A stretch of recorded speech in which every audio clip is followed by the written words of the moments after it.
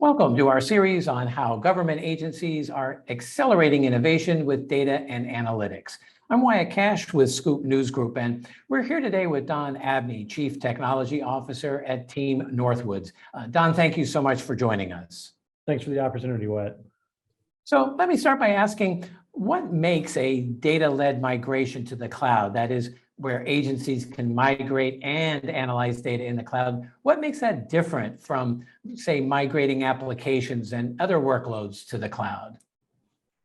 Yeah, it's a big deal to think about it differently in terms of data, because data is where all of the insights actually live. You know, applications are applications, but bringing data sources together where they might otherwise live in silos, even if migrated to the cloud, ends up being where rich insights are gained.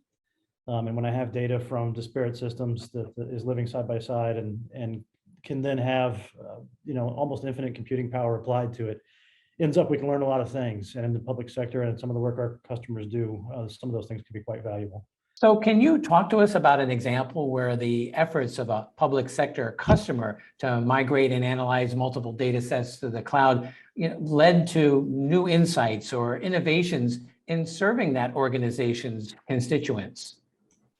I can. One of the customers that we're more proud to be a partner with is Erie County, Pennsylvania.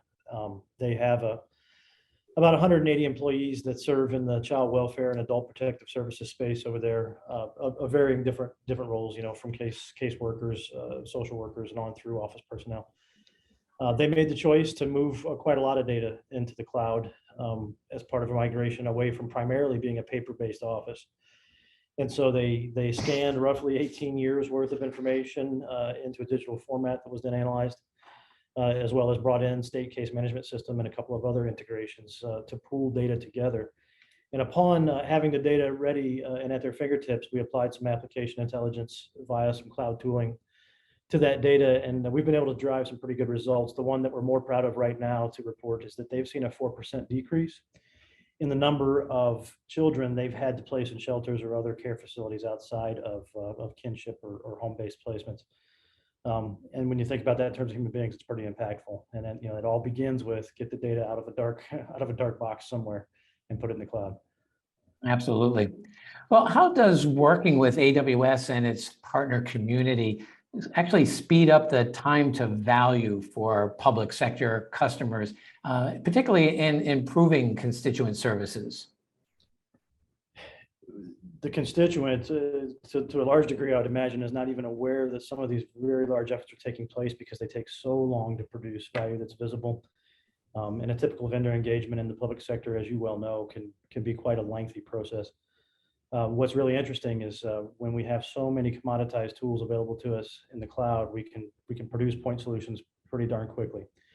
And so it really flips the script. It becomes almost a retail type engagement where we're impatient these days as retail customers because we know that value is available to us. And we're starting to see our customers in the government sector, public sector behave in exactly the same way, where they've really changed their expectation around having an off-the-shelf cloud-hosted COTS solution available to them. And so really the demands and expectations of the customers have changed a lot. What has been a really interesting experience for us, people don't often think about the expression of value through the upgrade cycle and the improvement of a product, but we're able to remediate issues that we find, patch security holes and all those sort of operational things very quickly, of course, with a hosted solution. Bring in new data sources to provide into the analytics engines of the solution, and then also just provide more value in general. As we get more data and we learn more things, we understand the need for more features, and the whole cycle becomes a virtuous bit of upgrade and continuous value drip that you can't get on other platforms.